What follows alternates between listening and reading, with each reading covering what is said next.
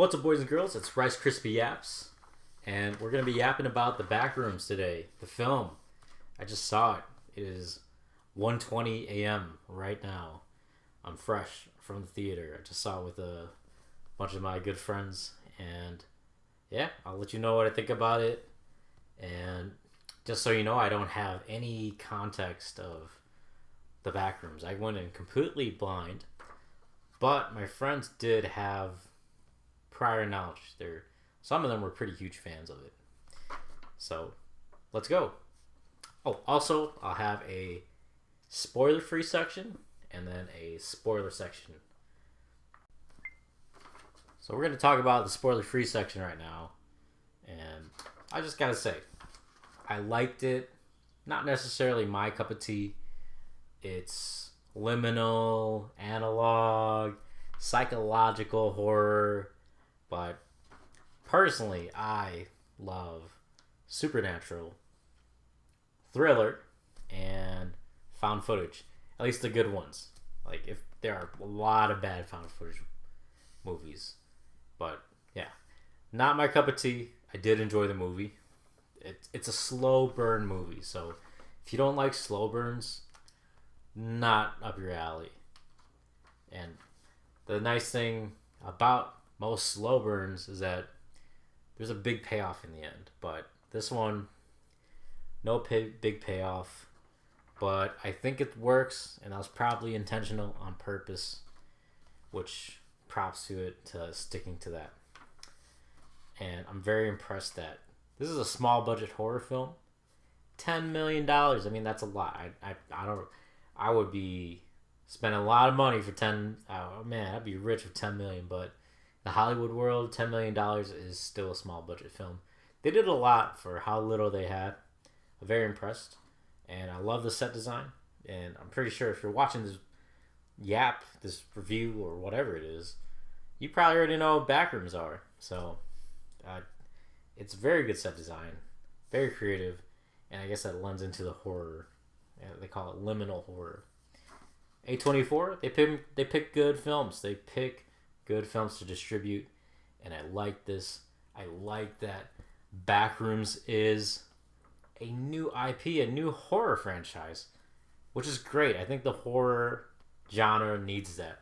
I'm sick of remakes and reboots. It's so annoying and safe. But yeah, that's the spoiler-free section, though.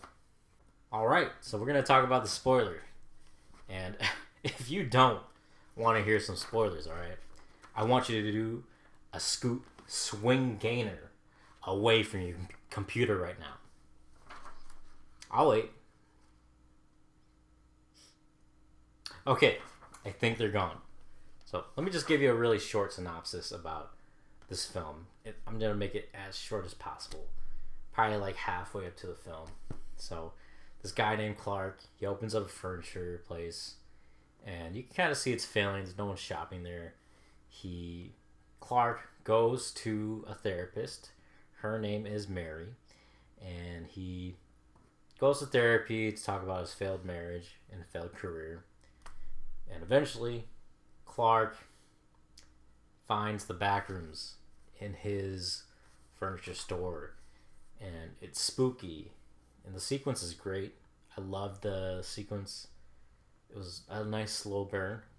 And another thing is there's not a lot of jump scares in this film. There's just enough, which is a good blend. I hate jump scares. Like you really have to play off a good jump scare to make it worth it. But he goes to the back rooms. He sees some crazy shit dog, and then he sees this creature thing just for half a second, which I think is good. You don't want to show the creature too much. And then he escapes. There's like a portal. He's like freaking out. Goes to his next therapy session. And therapist doesn't believe him. Mary's like, "You're tripping, dog." And he's like, "Yo, dog, I'm going to go prove it to you." So he grabs his two employees, and Bobby and Kat.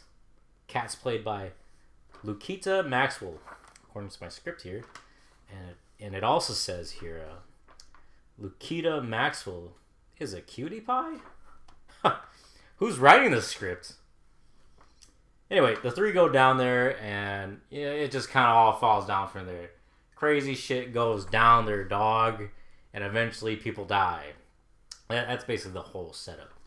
And yeah, let's start about what I didn't like about the movie. So it felt very messy. There's no real main character. Mary, the therapist, and Clark were probably the two most main character, but it doesn't really give you anything to build off of.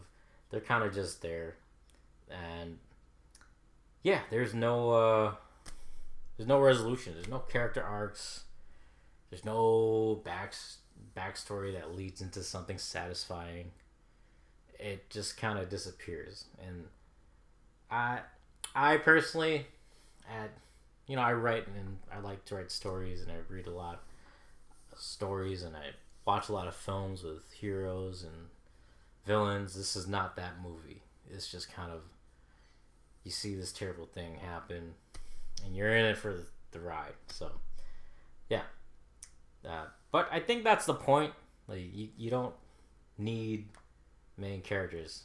Which eventually, when I did finish the movie, I'm like, hold on. Clark and Mary, they're not the main characters. The main character is actually the back room. Crazy, I know. The setting is the main character. Which I think that's probably intentional. Props to the director for doing that. But I think you will get a kick out of this more if you do know the lore. Like I said earlier, I have no idea any of the lore of this. So let's go on to what I did like, and it's open-ended. There's a lot of films that handhold you, because a lot of Hollywood execs thinks that the audience are stupid, and guess what? People aren't that stupid. I liked how open-ended it was. I liked how the director and the creator, he made it to where you can interpret it to however you want, and it's very artistic. You can always interpret whatever piece of medium it is to what you find. It's in the beholder's eyes. Also, the small cast, very good small cast. Like, I felt like if you were to have more people, it just would have been a whole mess. Like, small cast definitely worked a lot better, and it wasn't overproduced. It felt very personal. It felt grounded. It felt more realistic. And yeah, small set. They probably had 2 or 3 sets, and my friend said they built the set of the Backrooms, which was incredible. I love the architecture of the Backrooms. It's very claustrophobic, super claustrophobic at points, and I guess that's the point of analog horror. It doesn't look exactly like how you remember it. It's uncanny, and just the setting of something being misplaced, or a lot of the theming of this film was that it'd be iterations of repetitions of what you would think like furniture, and then it'd be sinking in the ground or literally fused together. So that was a cool concept. Some people find that disturbing. To me, it's just like, hey dog, I'm just gonna walk past here and it's not gonna affect me. But I can understand the spookiness. But yeah, it was very uneasy. I liked the music. Whoever chose the music, composed it, they did a great job. It was very on edge, and my friend said they were like, the heart was beating at tense moments. But like I said, I'm more of a supernatural guy. This isn't really up my alley, but I can understand it. It was very well produced, and it didn't have unnecessary runtime. The film is almost 2 hours. It's an hour and 50 minutes. But man, I didn't really have the urge to check my watch at all. Like, I thought the film did a pretty damn good job pacing, and it felt uneasy, and you never knew when it was going to end, which I guess was the point. You know, it plays into the hopelessness of what's in these back rooms. I don't really know, and I don't want to find out, but how do I get out? It just, you never know when it ends. It's unending dread, basically. And yeah, it worked very well. A movie that didn't use that very well, Shelby Oaks, dog. Shelby Oaks, complete trash, garbage fire. I fell into the hype. Shelby Oaks is bad. You could have cut like 30 minutes off with Shelby Oaks. Don't watch that movie. It is bad. But yeah, it knows what it is. This film, the director, he knows the story. He knows what the fans like, what they don't. It doesn't try to be something else. It doesn't try to be a chameleon to blend in for a bigger crowd. Like, no. It's like, I know who I am, and we're going to stick to it. We're just going to, just put it out there. And if you don't like it, you don't like it. And I have more respect to that. Unlike Shelby Oaks, that Shelby Oaks tried to be a found footage, and then supernatural, and then, oh no, big twist, cliche. Don't watch Shelby Oaks. It's bad. It's an insult to the horror genre, in my opinion. Yeah, that's what I thought about Backrooms. If you like what you saw on YouTube already, you're gonna like Backrooms anyways.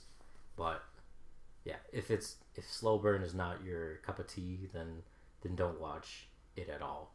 You're probably not gonna enjoy it. You're probably gonna be like, what the hell did I just watch? I just wasted 2 hours of my life. But yeah, one last note about the film is what I really liked about the creator of what the backroom is, at least from my interpretation. At my, I don't have any lore, so this is just what I grabbed from what I saw in the film. It's the Backrooms is that it's just this subconscious place that consumes so much. It consumes everything around it. It's a portal. It's like a black hole portal, sucks in everything, and it's trying to remember. It's trying to hold on, and it repeats it, but it doesn't do it perfectly, and it tries to grasp harder to repeat it, and that's where you get this uncanny valley. And yeah, the effects were pretty good. The uncanny valley, it's scary to me for like 5 minutes, and then after that I'm just like, get out of here. I'm not that scared. But yeah, it works to it, and I think that's what the Backrooms really is. It's just the subconscious unleashed, unapologetic, and raw, and that's what's scary about it. Because in the film, Clark, remember the guy that opened the furniture store, he sees his other self, which is like this tall, lanky, very vicious and cannibalistic. It just consumes everything. And in the film, you're like, hey, you can see that he's going through therapy, and he's kind of selfish, kind of narcissistic. He wants everything, but he doesn't want to have the accountability when he makes a mistake. So you take that idea, a psychological idea of the shadow, like the Carl Jung shadow, and the shadow is everything you deny in yourself. So that backroom versions of Clark was everything he denied, everything that he hated about himself. He wanted to consume, and it eventually killed him, and I'm pretty sure it killed many others. But I like that idea. It's a cool concept, and I like that it's not just written out there. It's not just like plastered all over the wall, like, oh my gosh, the backrooms are the human subconscious, blah blah blah blah. No, it just lets you piece it however you want it, and that's cool, and I respect that. But yeah, that's my thoughts on Backrooms. RiceChrispy, Yaps, out.